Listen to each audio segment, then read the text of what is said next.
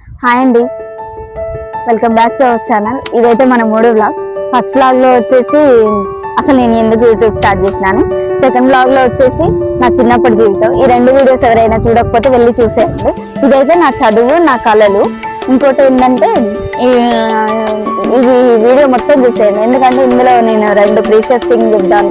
నా study 2 times ఆగిపోతుందని నేను అనుకున్నా, నా చుట్టుపక్కల వాళ్ళు అనుకోరు. కానీ ఎటకేలకైతే కంప్లీట్ చేసిన. అవి ఏంటిది అనేది మొత్తం వీడియో చూస్తే మీకు అర్థమవుతుంది. మెయిన్ గా అయితే 10th వరకు మీకు ఎట్లా మెమరీస్ అవన్నీ లాస్ట్ వీడియోలో చెప్పిన. ఈ వీడియోలో ఇంటర్ లో నేను బైపీసీ గ్రూప్ తీసుకున్నా. దాని తర్వాత ఎట్టకేలకు ఇంటర్ అయితే అయిపోయింది. ఇంటర్ లో బైపీసీ గ్రూప్ తీసుకున్నా, అయిపోయింది. అక్కడ అంటే మెమరీస్ 2 years కదా, కళ్ళు మూసి కళ్ళు తెరిచేలోపు 2 years అయిపోయింది. అక్కడ చెప్పుకోదగ్గట్టు మెమరీస్ ఏం లేవు. తర్వాత నేను ఇంటర్ తర్వాత బిఎస్సి జాయిన్ అయిదామని అడ్మిషన్ తీసుకోవడానికి అడ్మిషన్ వేసి వచ్చిన. కాకపోతే అక్కడ కాలేజ్ లో అడ్మిషన్ దొరకలేదు. అడ్మిషన్ ఎందుకు దొరకలేదు అంటే మేబీ నా ఏజ్ ఇష్యూస్ సంథింగ్ ఏదో ఉండే. ఇంకా అప్పుడు డాడీ వచ్చి అడ్మిషన్ దొరకలేదమ్మా అని చెప్పారు. అయితే డాడీ ఏమనుకున్నా అంటే సరేలే డిగ్రీ అయినా జాయిన్ చెప్పి నన్ను ఏడ్చిన. నేను ఇప్పుడు 1 year వేస్ట్ అయిపోతుంది, ఇంకా ఎందుకు ఇంట్లో ఉండాలంటే నేను ఉండలేనని ఏడిస్తే అప్పటికి నవంబర్ అన్నట్టు. మనకు BSc academic year November to November ఉంటుంది. నవంబర్ లో డిగ్రీ అడ్మిషన్స్ ఉండవు, మేబీ జూన్ జూలై అట్లా ఉంటది డిగ్రీ అడ్మిషన్స్. సో ఇటు డిగ్రీ చేయలేక ఇంకా ఇది ఏమంటారు బిఎస్సి నర్సింగ్ సీట్ దొరకక 1 year ఇంట్లోనే ఉన్నా. ఇంట్లో ఉన్న తర్వాత ఇంకా బాగా ఏడ్చిన, నా స్టడీస్ ఆగిపోయినాయి, నేను ఇట్లా ఇంట్లో ఉండను అని ఏడిస్తే డాడీ ఏం చేసినంటే నీకు ఫ్రీ టైం దొరికింది కదా, నువ్వైతే కంప్యూటర్ నేర్చుకో, ఎప్పటికైనా లైఫ్ లో యూజ్ అవుతుంది కదా అని నన్ను కంప్యూటర్ క్లాస్ కి జాయిన్ చేసిర్రు.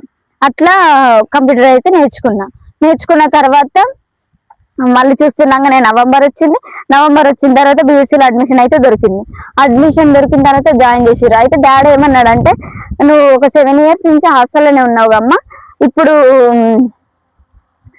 ఇంటి దగ్గర నుంచి వెళ్ళి డే స్కాలర్ చెయ్యి, పర్లేదు మేము పంపించగలుగుతాం అంటే నేను లేదు, నేను హాస్టల్కే పోతా, చిన్నప్పటి నుంచి హాస్టల్ ఉండగా నాకేమైనా భయమా అదైనా పోజులు కొట్టినా. ఇక తీరా జాయిన్ అయిన తర్వాత మాకు కౌన్సిలింగ్ ఉంటుండే.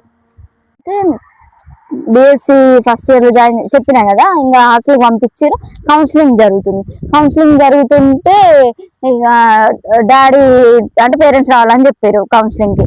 ఇక డాడీ 6కో 7కో అట్లా కాలేజ్కి వచ్చిండు. మా కాలేజ్ బస్ లోనే తీసుకెళ్ళారు కౌన్సిలింగ్ కి. ఇక బస్ ఎక్కగానే స్టార్ట్ చేసిన డాడీ నేను హాస్టల్లో ఉండనని. గట్టి ఏడుద్దాం అంటే మరి మనది చిన్న ఏజ్ కాదు, డిగ్రీ లెవెల్ ఏజ్ అంటే ఏడిస్తే గలీజ్గా ఉంటది కదా. ఇక డాడీకే చెప్పడం, ఇట్లా పుల్లి ఏడ్చడం, ఎందుకమ్మా ఎందుకు ఏడుస్తున్నావు అనేమో డాడీ అడగడం. నాన్న నాకు ఉండబుద్ధి అయితే లేదు హాస్టల్లో, నేను ఉండను, నన్ను ఇంటికి తీసుకెళ్ళంటే నేను అప్పుడు ఇంటికాడ ఉండిపోదు అంటేనే హాస్టల్లో జాయిన్ అయినా, ఫీజు కట్టినా కదమ్మా బాగుండదు అని ఇంకా డాడీ సర్లే అని ఎట్లా కూడా అడ్జస్ట్ చేసి ఉంచి పోయిర్రు. ఇంకా హాస్టల్లో జాయిన్ చేసి పోయిన తర్వాత ఫస్ట్ ఇయర్ అయిపోయింది, సెకండ్ ఇయర్ కూడా ఇంకా అట్లా కాలక్రమేణా అయిపోయినాయి. థర్డ్ ఇయర్కి వచ్చినాం. థర్డ్ ఇయర్ మిడిల్ అంటే థర్డ్ ఇయర్ స్టార్టింగ్ నుంచే మమ్మీకి కొంచెం హెల్త్ బాగుండకుండా ఉండడం అట్లా థర్డ్ ఇయర్ స్టార్టింగ్ నుంచే ఉండే.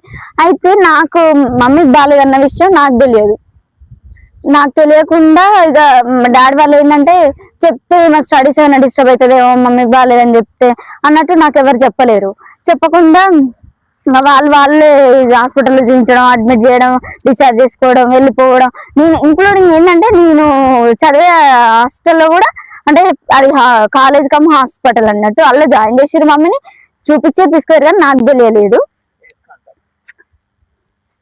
అయితే తీసుకుపోయిన తర్వాత ఎమోషనల్ అవుతాని కొంచెం. తర్వాత జాయిన్ చేసిరు, తీసుకుపోయారు. అయితే ఆల్ ఆఫ్ ది సడన్ ఏమైందంటే మధ్యలో ఒక రోజు మదర్స్ డే, మదర్స్ డే రోజు నెక్స్ట్ డేనా ఆ రోజు మదర్స్ డే ఉంది. అయితే మదర్స్ డేకి మాకు ప్రోగ్రామ్ చేసిరు అన్నట్టు. మాకు కాలేజ్లో ఏ ప్రోగ్రామ్ జరిగినా ఆడిటోరియంలో చేస్తారు. అయితే నేను కాలేజ్లో ఏ ప్రోగ్రామ్ జరిగినా, మనమేం పెద్ద సింగర్ కాదు, కాకపోతే ఇట్లా సాంగ్స్ పాడుతుండే కాలేజ్ టైంలో. ఇట్లా సాంగ్స్ పాడడం, డాన్స్ చేయడం, అట్లా కరికులర్ యాక్టివిటీస్ లో మనం మస్తుంటాయి. అయితే మమ్మీ గురించి సాంగ్ పాడడానికి మా క్లాస్ లో నా పేరు ఇచ్చిండ్రు. సాంగ్ ప్రాక్టీస్ అయిపోయింది ముందు డే. 3 days నుంచి సాంగ్ ప్రాక్టీస్ చేస్తున్నాం. అయితే నాకు చిన్నప్పటి నుంచి హాస్టల్కి అయిన తర్వాత నుంచి ఏ స్టేజ్ ఫియర్ అనేది నాకు అసలు లేనే లేదు. ఏదైనా మాట్లాడడం కానీ ఇంకా డాన్స్ చేయడం సాంగ్స్ పాడడం నాకు ఫియర్ ఉండకపోతుండే, స్టేజ్ ఫియర్ లేదు. ఆ తర్వాత ఆ రోజు ఎందుకు అసలు సాంగ్ పాడాలంటే నాకు ఏదో తెలియని భయంగా ఇట్లా ఇట్లా అవుతుంది, చేతులు అనకడం ఇట్లా అవుతుంది, అసలు భయం అవుతుంటే మేడం దగ్గరికి వెళ్ళి మ్యామ్ నేను ఈ రోజు సాంగ్ పాడలేను, నాకు కొంచెం మంచిగా అనిపిస్తలేదు అని చెప్తే మేడం కూడా ఎమ్మంటే అర్థం చేసుకుంది, సర్లేమ్మా నేను వేరే వాళ్ళతో వాడిపిస్తా అని చెప్పి అడ్జస్ట్ చేసినారు, వేరే అమ్మాయితో వాడిపించినారు, అలా అయిపోయింది. తర్వాత సాంగ్ పాడాను అని చెప్పి స్టేజ్ దగ్గర మేడంకి చెప్పి కిందికి వచ్చా. ఇట్లా కూర్చొని ఇట్లా చూస్తుంటాం కదా మనం, చూసేసరికి లెఫ్ట్ సైడ్ లో కార్నర్ లో డోర్ దగ్గర మా డాడీ కనిపిస్తుండు. ఏంది డాడీ కనిపిస్తుండే, ఏంది డాడీ ఎందుకు వచ్చిండు అసలు సడన్ గానీ నాకు ఫుల్ భయం ఉంది.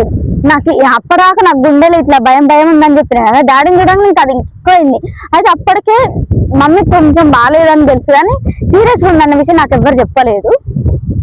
అసలు డాడీని చూసినాక అంటే ఫుల్ టెన్షన్ అయింది నాకు. టెన్షన్ అయిన తర్వాత డాడీ చూడగానే అసలు ఎంత గట్టిగా ఏడ్చినంటే నేను మా హాస్టల్ రూల్స్ ఏంటంటే మా మేడమ్స్ ని కలిసి ఇట్లా పేరెంట్స్ వచ్చారని చెప్పి వెళ్ళి కలవాలి. నేను ఎవరిని అడగలే, అక్కడ మా మేడమ్స్ ఉన్నారు, అందరు ఉన్నారు, వాళ్ళందరినీ వదిలేసి నేను డైరెక్ట్ మా డాడీ దగ్గర పోయి పట్టుకొని ఏడుస్తున్నా. అసలు ఏం జరిగిందని మా ఫ్రెండ్స్ కి తెలియదు, నాకు తెలియదు, మా డాడీ తెలియదు. మా డాడీ ఏడుస్తుంటే నేను ఏడుస్తున్నా, ఆయన చెప్పట్లేదు, నేను అడగట్లేను, ఇద్దరం అయితే బాగా ఏడుస్తున్నాం. అంటే అసలు అప్పుడు ఏముంది అసలు బ్లాంక్ అయిపోయింది, నాకేం అర్థం కాలేదు. తర్వాత మా మేడం దగ్గరకు వచ్చిండు డాడీ, మా అమ్మాయిని ఇంటికి తీసుకెళ్తామని, ఇట్లా మా వైఫ్ సీరియస్ గా ఉందని చెప్పిండు. ఇంకా నేను ఏడుస్తూనే ఉన్నా, డాడీ ఏం అడిగిండు ఏంటిదని కూడా తెలియదు.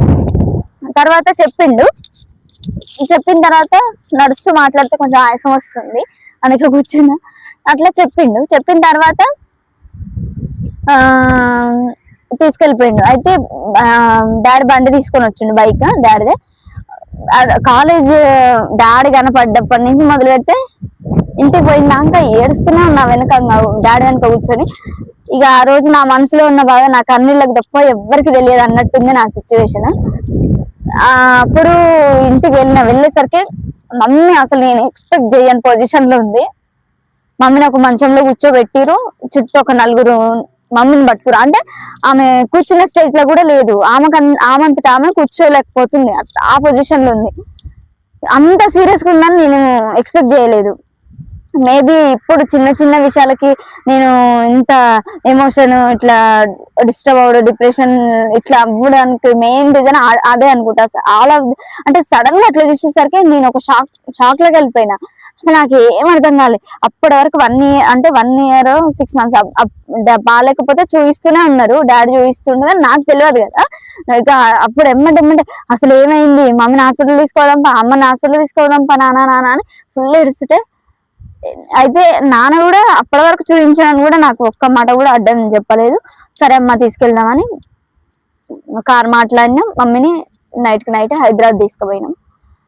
కానీ ఆ రోజు అనుకోలేదు, అదే అమ్మకు ఆఖరి రోజు అవుతుందని నేను అనుకోలేదు. తీసుకొచ్చిన అయితే అక్కడ పోయేసరికి నైట్ అయింది, 11 అట్లా అయింది మేము పోయేసరికి. అంటే మేము ఇక్కడ నుంచి స్టార్ట్ అవ్వడమే ఇంకో చిన్న హాస్పిటల్ తీసుకెళ్లి వాళ్ళు లేదు హైదరాబాద్ తీసుకోపోవాలి ఎట్టి పరిస్థితులు అనేసరికి అక్కడి నుంచి అట్లా టైం డిలే అయిపోయింది.